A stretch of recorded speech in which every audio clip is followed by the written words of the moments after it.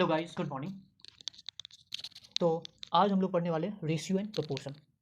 Banking exam के point of view से काफ़ी इंपॉर्टेंट चैप्टर है रेशियो एंड प्रोपोर्शन। और इससे पहले हम लोगों ने अभी तक से सबसे पहला चैप्टर जो हम लोगों ने अभी तक से किया है वो है नंबर सिस्टम।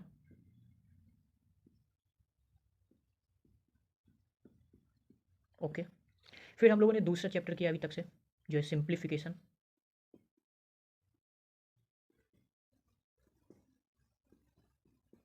ओके, जिन लोगों ने नंबर सिस्टम और सिंप्लीफिकेशन का लेक्चर नहीं देखा है वो जा करके मेरे प्लेलिस्ट में जाके देख सकते हैं, नहीं तो मैं नीचे डिस्क्रिप्शन में लिंक डाल दूंगा। ठीक है, चलिए फिर आज शुरू करेंगे हम लोग ratio and proportion. Ratio and proportion हमारा 2 लेक्चर में रहेगा। सबसे पहले लेक्चर में मैं आपको बेसिक्स बताऊंगा, ठीक है, और फिर दूसरे लेक्चर्स में मैं 15 से 16 क्वेश्चंस जो एग्जाम के पॉइंट ऑफ व्यू से काफ़ी इंपॉर्टेंट होंगे, जैसे बैंकिंग के जितने भी आज का जो लेक्चर है वो बैंकिंग के पॉइंट ऑफ व्यू से बनाया गया है। जितने भी क्वेश्चंस अभी तक से आए हैं, चाहे वो बैंक पीओ में हो या फिर बैंक क्लर्क के हो, bank PO in the sense SBI PO, IBPS PO या फिर कोई भी और जितने सारे एग्जाम हैं, तो सिंपली रेशियो एंड प्रोपोर्शन से बनने वाले सारे क्वेश्चंस को हम लोग अगले लेक्चर में कवर करेंगे। आज के लेक्चर्स में मैं सिर्फ आपको बेसिक्स बताऊंगा और अच्छे अच्छे छोटे छोटे ट्रिक्स बताऊंगा जिससे आप क्वेश्चंस को आसानी से बना सकते हैं। चलिए फिर हेडिंग डाल लेते हैं, रेशियो एंड प्रोपोर्शन। ये हमारा हेडिंग डल चुका है, रेशियो एंड प्रोपोर्शन। चलिए सबसे पहले एक छोटा सा एग्जाम्पल से हम लोग शुरू करते हैं रेशियो एंड प्रोपोर्शन को।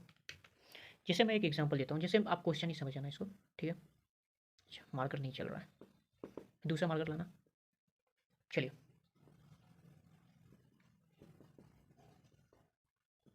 चलिए चलने लगा।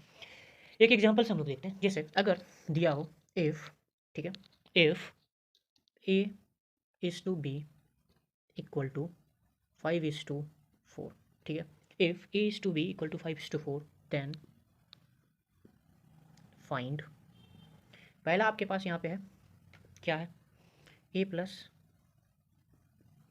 बी, ठीक है। पहला आपके पास क्या है, ए प्लस बी, क्या कह रहा है, देन फाइंड ए प्लस बी। दूसरा आपके पास है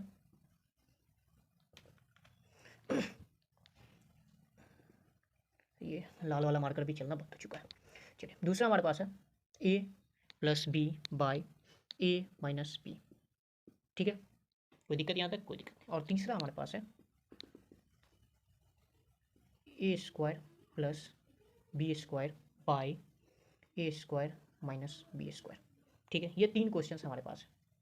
हमारे पास क्या, ये 3 क्वेश्चन। देखिए बेसिक्स इंपॉर्टेंट क्यों होता है मैं आपको ये बताता हूँ। जैसे बहुत सारे बैंकिंग के एग्जाम में ऑप्शंस जो होते हैं ना वो 5 दिए होते हैं, ठीक है, 5 ऑप्शंस दिए होते हैं। और इन 5 में से एक ऑप्शन ये भी रहता है C and D, can't be defined, ठीक है। अब कोई कोई क्वेश्चन ऐसे बनाया गया होता है जिसमें आपको क्वेश्चंस तो दिया होगा और क्वेश्चंस देख के जो आपसे पूछेगा वो इस क्वेश्चन से रिलेटेड नहीं होता है। मतलब लगेगा, आपको लगेगा कि नहीं मतलब इस क्वेश्चन से रिलेटेड, लेकिन होता नहीं है, जिसमें आप लोग आंसर कर देते हो कांट बी डिफाइंड, ठीक है। चलिए, अब आते हैं क्वेश्चन पे। If A is to B equal to 5:4 दिया हुआ है, ठीक है, और पूछ रहा है ए प्लस बी। सबसे पहला कॉन्सेप्ट, अगर रेशियो एंड प्रोपोर्शन में आपको क्वेश्चंस में अगर रेशियो में पूछ रहा हो, ठीक है, क्वेश्चंस रेशियो में दिया हो, तो क्वेश्चंस अगर आपको रेशियो में पूछ रहा हो तब तो बन जाएगा, ठीक है। लेकिन अगर रेशियो में नहीं पूछ रहा हो तो कभी नहीं बनेगा। यहाँ पे क्या पूछ रहा है आपको, रेशियो में पूछ रहा है A plus B equal to 5:4, question दिया हुआ है ए प्लस बी 5:4, ठीक है।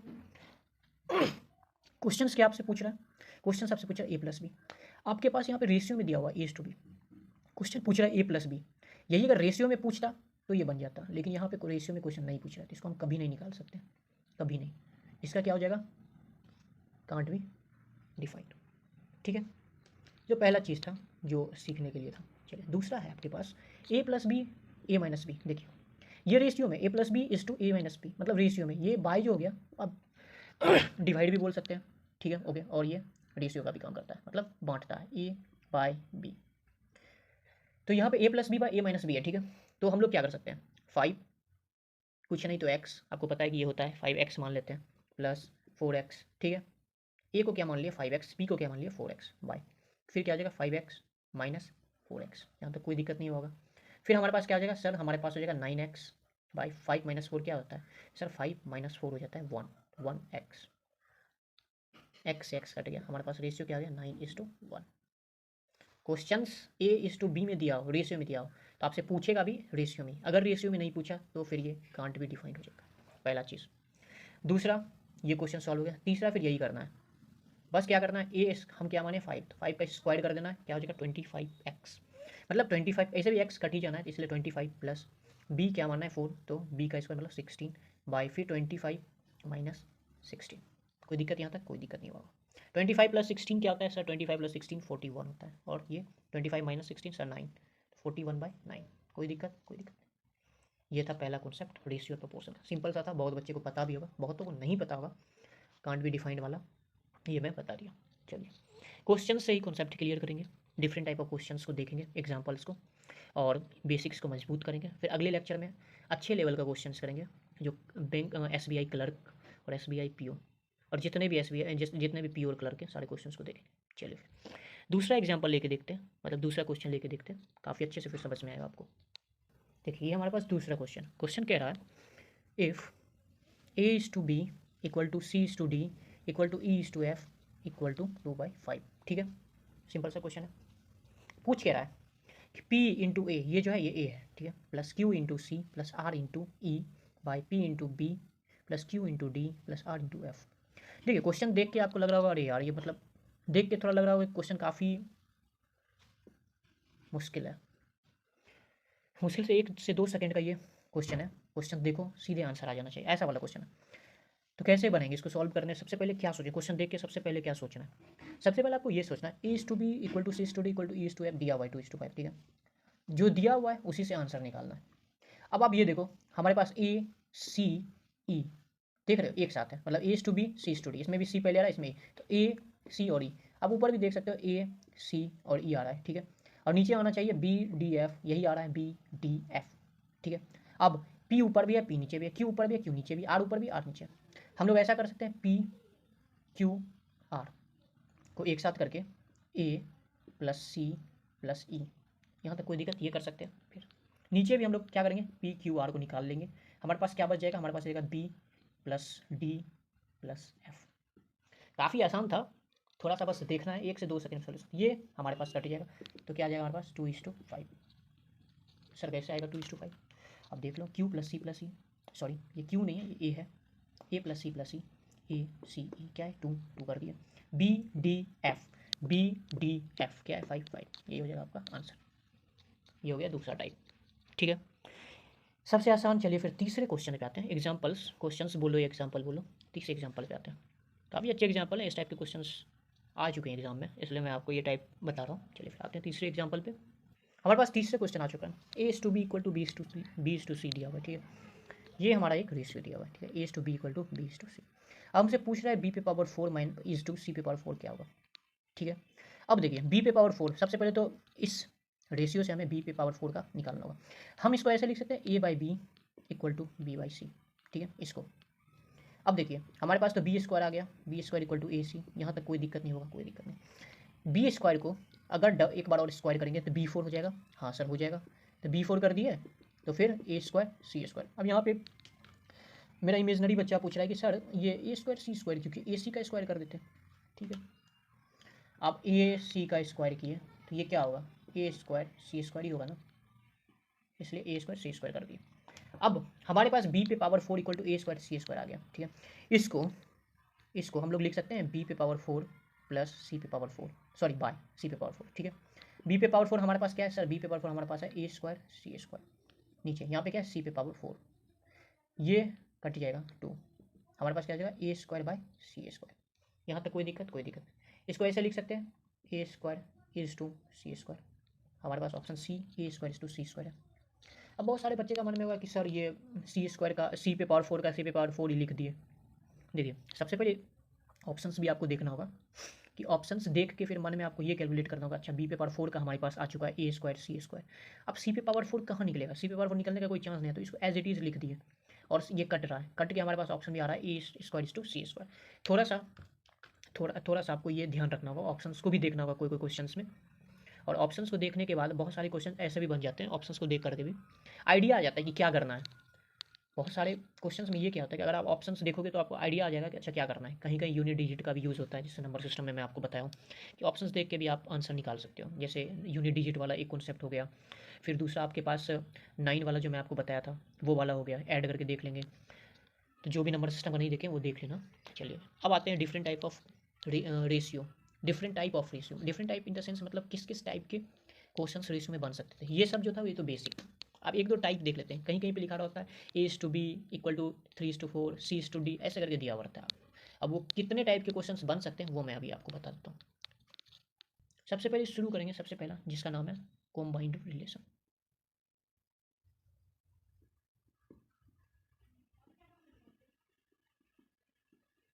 क्या है? Combined relation. ये कॉम्बाइंड रिलेशन क्या कहता है? कॉम्बाइंड रिलेशन कहता है कि सर अगर A/B, ठीक है, = 3:5 और B/C हमारे पास रहेगा 5:7 और हमसे पूछा जाएगा कि बताओ A/B/C क्या होगा। बहुत बेसिक सवाल है। अगर ऐसा दिया हो A/B 3:5 और B/C 5:7 और हमसे पूछे A/B/C का रेशियो क्या होगा, आपको क्या करना है मैं आपको ये बताता हूँ। आपको सबसे पहले A/B/C लिख देना है। A/B/C लिख देना है, ठीक है। ए की जगह पे क्या था? ए की जगह पे क्या है? 3 है, 3 लिख देना है। बी की जगह क्या है? सर बी की जगह पे 5 भी है और यहाँ बी की जगह पे भी 5 है, मतलब दोनों जगह सर 5 है। अच्छा ठीक है, तो जो है लिख देना है इसको 5 लिख देते हैं। और सी की जगह पे क्या है? सर सी की जगह पे हमारे पास 7 और बी की जगह पे 5 भी था, सॉरी 7। फिर से समझाता हूँ, ठीक है, फिर से समझाता हूँ, फिर से आप अच्छे से देखना।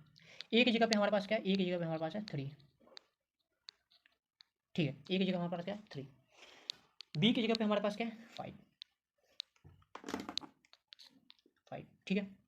ये तो A/B आ गया 3:5, ठीक है। अब हमारे पास क्या है? B/C, मतलब B/C, सी कितना है? 7, ठीक है। अब देखिए यहाँ पे सबसे इंपॉर्टेंट चीज़ आपको ध्यान देना होगा, हमें एरो बनाना होगा ऐसे ऐसे, देख रहे हो एरो कैसे बन रहा है?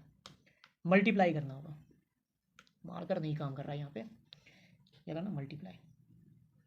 मल्टीप्लाई करने के बाद हमारे पास क्या होगा? 5 3 जा 15, ठीक है। 5 5 जा 25, 5 7 जा 35। कोई दिक्कत यहाँ तक? कोई दिक्कत नहीं होना चाहिए। अब इस नंबर को सिंपलेस्ट फॉर्म में तोड़ देना है, तो आप इसको देख के अच्छे से आप समझ सकते हो कि 5 से ये कट रहा है, मतलब 5 3 जा, समझ में आ रहा है? 15, 5 5 जा 25, 5 7 जा 35। देखिए हमारे पास तीनों आ चुका है, A/B/C। तो क्या हो जाएगा सर? 3:5:7 हो जाएगा हमारा A/B/C का रेशियो। कोई दिक्कत यहाँ तक? कोई दिक्कत नहीं, कोई दिक्कत हुआ भी नहीं होगा। चलिए बहुत अच्छी बात है। अब आते हैं दूसरा क्वेश्चन। इसी पे एक क्वेश्चन और लेते हैं तो आपको अच्छे से समझ में आ जाएगा, ठीक है। देखिए क्वेश्चन क्या है, हमारे पास है A/B = 3:5, ठीक है, और B/C हमारे पास है 10:7, ठीक है। हमसे पूछेगा क्या? A/B/C, ठीक है। सबसे पहले मैं क्या बताया था आपको करने के लिए? सबसे पहले आपको क्या करना है? A/B/C ये पूछ रहा है ना। ए की जगह पे A/B क्या है? सर A/B है 3 और 5। B/C क्या है? 10:7, 10:7। और एरो कैसे बोला था बनाने? ऐसे मल्टीप्लाई करके हमारे पास क्या आ जाएगा सर? 10 × 3 क्या आ जाएगा? 30, 10 × 5 हमारे पास आ जाएगा 50, 7 × 5 आ जाएगा हमारे पास 35। इसको फिर क्या बोला था करने के लिए? सर सिंपलेस्ट फॉर्म में आपने बोला था तोड़ने के लिए। तो चलिए 5 से ही करते हैं, ठीक है। 5 6 जा 30, 5 10 जा 50, 5 7 जा 35। हमारे पास आंसर क्या आ जाएगा सर? हमारे पास आंसर जाएगा 6:10:7। Simple, very simple. चलिए अब सबसे इंपॉर्टेंट चीज़, सबसे इंपॉर्टेंट सवाल यहाँ पे बनता है सेकेंड टाइप में। चलिए अब सेकेंड टाइप पे आते हैं। देखिए इस टाइप में एक क्वेश्चन और करवा देता हूँ जो शायद कोई कोई एग्जाम में पूछ दिए जाते हैं। जैसे क्वेश्चन आपके पास रहेगा A/B = हमारे पास है 5:7। ऐसे पूछा नहीं जाता है लेकिन फिर भी मैं करवा देता हूँ। B/C अगर दे दे 2:3, और अगर C/D दे दे हमारे पास 4:5 और हमसे पूछ दे बताइए A/B/C/D क्या होता है। वैसे क्वेश्चन सी तक ही रहता है, ठीक है। अगर बाई चांस C/D भी पूछ दे और फिर आपसे पूछ दे A/B/C/D क्या होगा, ठीक है, वही कॉन्सेप्ट सेम चीज़ करना है। एज इट इज़ लिख देना A/B is to C is to D, ठीक है। अब ए की जगह पे क्या ए इज टू बी क्या आ रहा है sir, A is to B आ रहा है 5:7, 5:7, ठीक है। बी इज टू सी आ रहा है सर 2:3, 2:3, और सी इज टू डी आ रहा है सर 4:5, 4:5। ये चीज़ आप समझ रहे हो कि कैसे लिखना है इस रीजन, बस ये समझना है, बाकी क्वेश्चन बन जाएगा। क्यों बन जाएगा, आपको पता है एरो, एरो आपको पता है, ये चीज़ समझ रहे हो। अच्छा एरो यहीं तक क्यों दी है, क्योंकि फिर तो ये नीचे वाला आ जाएगा ना। अब नीचे वाला का इन द सेंस मतलब नीचे पहले इतना तक मैं आपको बोलता, 5 2 जा 10, ठीक है, 7 2 जा 14, 7 3 जा 21, ये चीज़ आप समझ रहे हो, ठीक है। हमारे पास क्या आ गया 10 14 21। अब हमारे पास बच क्या रहा है, हमारे पास बच रहा है 4, हमारे पास बच रहा है 5। हम ऐसे डायरेक्ट भी लिख सकते थे, डायरेक्ट भी लिख, मैं दोनों मेथड बता दूँ, डायरेक्ट कैसे लिखना है और ऐसे तोड़ के कैसे लिखना है। अब हमारे पास क्या बच गया था 4 और 5, ठीक है। 4 और 5 यहाँ क्यों लिखे, उसी के पोजीशन पे लिखे आप अच्छे से देखना। 21 की जगह पे, सॉरी 21 की जगह पे 4 होगा, कैसे होगा, क्योंकि यहाँ पे सी की जगह पे 4 है और सी की जगह पे हमारे पास क्या है 21, 7 3 जा 21, क्या लिख रहे हैं यहाँ पे 4, और 5 हमारे पास क्या है डी के प्लेस पे। एरो फिर से बना दे, चलिए एरो फिर से बनाते हैं। 10 5 सॉरी 10 4 जा 40, 14 4 जा 56, 21 4 जा 84, 5 4 जा 20। अब ये देखना हमारे पास 4 हो गया, ए भी आ गया, बी भी आ गया, सी भी आ गया, डी भी आ गया। ये चीज़ आप समझ रहे हो कैसे आया। अब डायरेक्ट कैसे लाए, चलिए अब डायरेक्ट पे आते हैं। इसको ऐसे यहाँ से इसे हटा देते हैं। चलिए A is to B, A is to B 5 7, B is to C 2 3, C is to D 4 5, ठीक है। 5 2 जा 10, 10 4 जा 40, ठीक है। 7 2 जा 14, 14 4 जा 56, 7 3 जा 21, 21 4 जा 84, ठीक है। अब इसमें यहाँ पे तो इसी के साथ बचा है 5 3 जा, नहीं ये यहाँ पे 5 4, यहाँ पे क्या हमारे पास है 21, ठीक है 21 आ रहा है, फिर 21 को 5 से मल्टीप्लाई करेंगे 105। फिर से एक बार फिर से मैं आपको समझा देता हूँ, ठीक है। एक बार फिर से आप अच्छे से देखना, यहाँ पे क्या हो जाएगा, अच्छे से गौर से देखना। ए टू बी क्या होगा 5 7, कोई दिक्कत, फिर 2 3 4 5, कोई दिक्कत, कोई दिक्कत नहीं होगा। अब देखिए सबसे पहले ए बी सी को देख लेते हैं, ए बी सी का पहले कर निकाल लेते हैं, डी को बाद में देख लेंगे। डी की जगह पे हमारे पास क्या है 5, इसको बाद में हम लोग देख लेंगे, ठीक है।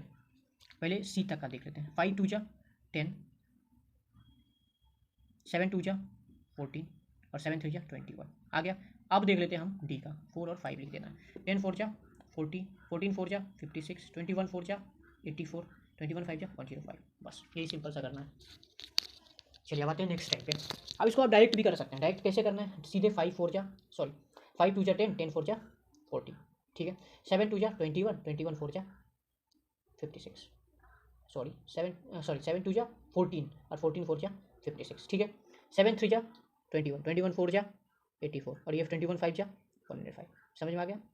चलिए आते हैं हम नेक्स्ट पे, टाइप 2 पे आते हैं। टाइप 2 हमारे पास अगर क्वेश्चन दिया हो 2a = 3b, ठीक है, कोई दिक्कत। अब हमसे पूछे a/b, अब ये अच्छे से समझना, a/b लिख सकते हैं, क्या लिख सकते हैं 3:2। बहुत सारा बच्चा यहाँ पे क्या गलती कर देता है ये मैं आपको बताता हूँ, a/b 2/3 कर देता है, बस यही दिक्कत है। हमारे पास b के साथ क्रॉस मल्टीप्लाई करेंगे तो हमारे पास क्या आ जाएगा 3a = 2b, यहाँ पे क्या है 2a = 3b, बस ये चीज़ आपको नहीं करना है। a/b = 3/2, ये हो गया पहला चीज़। अब इसको बड़ा मेथड, बहुत बच्चे, ये तो शॉर्ट मेथड हो गया, अब इसको चाहेंगे कि एक बड़ा प्रोसेस में निकालना, जैसे आप कह सकते हो 2a = कर दिए 3b, ठीक है, कोई दिक्कत यहाँ तक। अब a/b को हमारे पास क्या निकालना था, हमारे पास निकालना 2a = 3b हो गया। अब इसको तोड़ने के लिए हम लोग क्या करेंगे, वापिस ये देखो a और b का क्या रेशियो होगा, हम लोग करेंगे a को मान लेते हैं हम लोग क्या x/2, फिर b को हम लोग मान लेते हैं x/3, फिर हम क्या करेंगे a/b करेंगे, मतलब x/2 x/3, ठीक है। फिर a/b हो जाएगा हमारे पास 1/2 1/3 इतना लंबा, और फिर हमारे पास आ जाएगा a/b = 3:2। इतना लंबा नहीं करना, इतना लंबा अगर आप करोगे तो बहुत सारा टाइम कंज्यूमिंग है, बस सिंपल यही करना जो मैं पहले बताया था। ये तो हो गया, ये हो गया आपका बेसिक्स, ठीक है, ये हो गया आपका बेसिक्स, और ये हो गया जल्दी से कैसे सॉल्व करना है। दोनों चीज़ पता होना चाहिए, कभी कभी इसका जरूरत पड़ जाता है, बेसिक्स का कहीं कहीं जरूरत पड़ता है। ठीक है। चलिए इसी पे एक क्वेश्चन, इसी टाइप का एक क्वेश्चन मैं आपको करवा देता हूँ। अगर क्वेश्चन दिया हो if 2a equal to 3b equal to 4c और पूछ दें a:b:c, बताइए क्या होगा। ठीक है, काफ़ी आसान सवाल है। इसमें क्या करना, अगर ऐसा पूछे 2a equal to 3b equal to 4c, सबसे पहले 2 3 4 तो आपको क्या निकालना है, LCM। क्या निकालना है, LCM। सर 2 3 4 का एलसीएम हो जाएगा 12। कोई दिक्कत नहीं होता। 12 कैसे होगा पता है आपको, 12 2 से भी कटेगा, 12 3 से भी कटेगा, 12 4 से भी कटेगा। चलिए काट के क्या आ जाएगा सर, हमारे पास यहाँ पे आ जाएगा हमारे पास आपको 2/12, 3/12, 4/12। कोई दिक्कत नहीं आता। क्या आ रहा है सर, हमारे पास 6 आ रहा है, 3 4 जा 12, 4 3 जा, ये चीज़ समझ में आ गया आपको। तो हमारे पास आंसर हो जाएगा 6:4:3। ये हो जाएगा हमारा आंसर। क्या किया हमने, एलसीएम निकाला। ठीक है, एलसीएम निकाल लिया, एलसीएम हमारे पास आ गया 12। ठीक है, 12 से सबको हम क्या, सबको क्या करना है, 12 से सबको काट देना है। मतलब 2a 12, 3b 12, 4c। ये 12 जो है ये बटा में नहीं लिख रहे हैं, बस आपको बता रहे हैं कि एलसीएम है 12। ठीक है, ये जो है ये एलसीएम आया है 12। अब 2a 3b 4c, एलसीएम 12 है तो 12 2 6 या 12 कट जाएगा, 3 4 या 12, 4 3 या 12, 4 3 या 12। हमारे पास आंसर क्या जाएगा 6:4:3। ये हमारा जाएगा क्या, A:B:C का रेशियो। कोई दिक्कत यहाँ तक, यहाँ तक कोई दिक्कत नहीं होगा। चलिए एक क्वेश्चन और करके देख लेते हैं, ज़्यादा आसान हो जाएगा, ज़्यादा अच्छे से समझ में आ जाएगा हम लोग को। ठीक है, चलिए देखिए क्वेश्चन दिया हुआ है 2/3 of A equal to 4/5 of B equal to 3/4 of C, और क्वेश्चन पूछ रहा है A:B:C। ठीक है, तो क्या बोला था, सबसे पहले क्या करना है, ऊपर वाले का एलसीएम क्या आ जाएगा सर, ऊपर वाले का एलसीएम 2 4 3 का एलसीएम हमारे पास आ जाएगा 12। ठीक है, क्या करना है 2/3 into 12 of equal to 4/5 into 12, 3/4 into 12। कोई दिक्कत यहाँ तक, कोई दिक्कत नहीं होगा।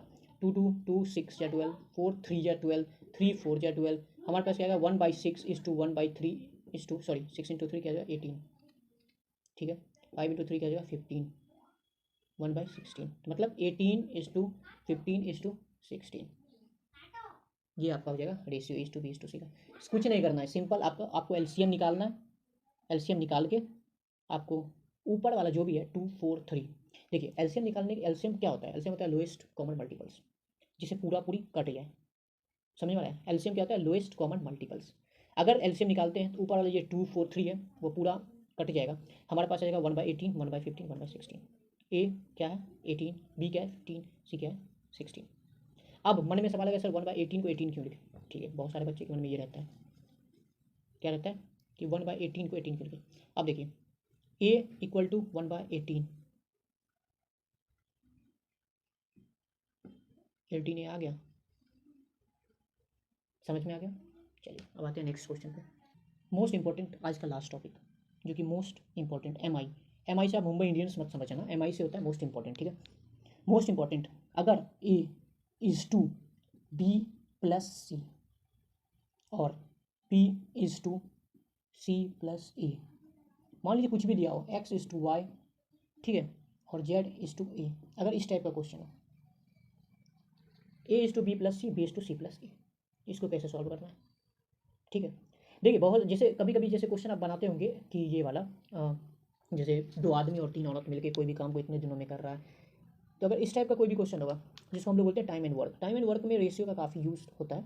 यही सब जैसे इस टाइप का क्वेश्चन, एक आदमी मतलब ए और बी प्लस सी का वर्क रेशियो है 2:, मतलब वर्क एफिशिएंसी, इस टाइप का क्वेश्चन टाइम एंड वर्क में इस टाइप का सेम इसी टाइप का क्वेश्चन आते हैं एग्जाम में।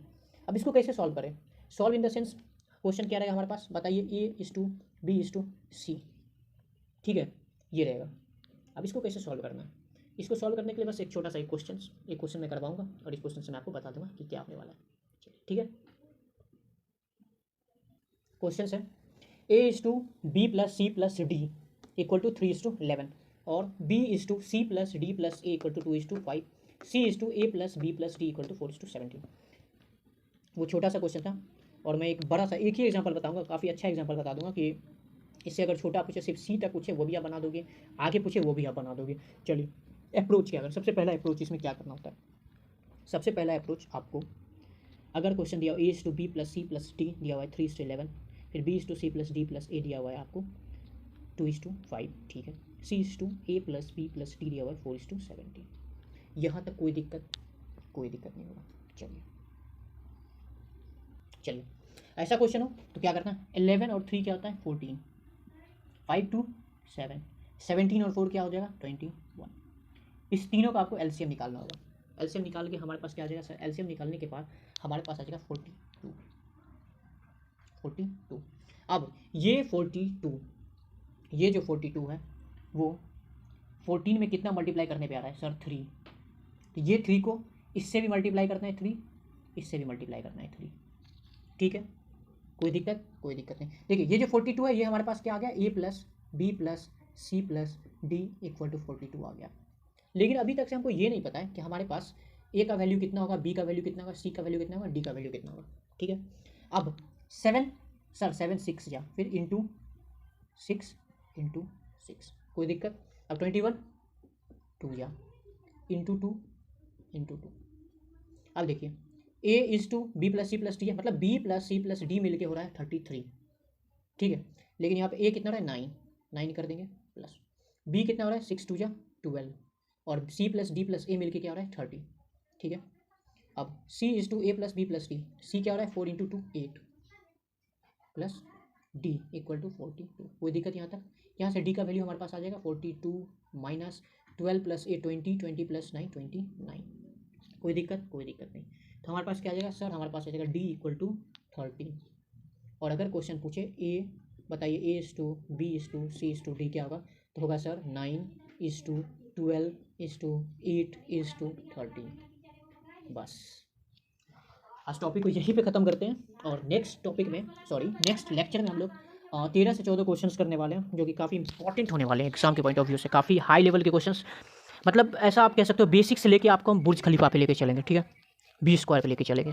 बेसिक से शुरू करेंगे, बुर्ज खलीफा जितना हाई, इतना बड़ा बिल्डिंग जो होता है ना, उतना हाई क्वेश्चंस मैं आपको करवाऊंगा एग्जाम के पॉइंट ऑफ व्यू से, काफ़ी स्ट्रॉन्ग, मतलब काफ़ी इंपॉर्टेंट होंगे। चलिए फिर अब आज के लिए इतना ही, और जो भी मेरा पुराना लेक्चर्स नहीं देखे वो जा करके देख सकते हैं। बैंकिंग की आप तैयारी कर रहे हो, अब जरूर जाके देखना, वही चीज़ दिया हूँ जो बैंकिंग के एग्जाम में इंपॉर्टेंट है, ठीक है। अभी तक के लिए इतना ही, जय हिंद।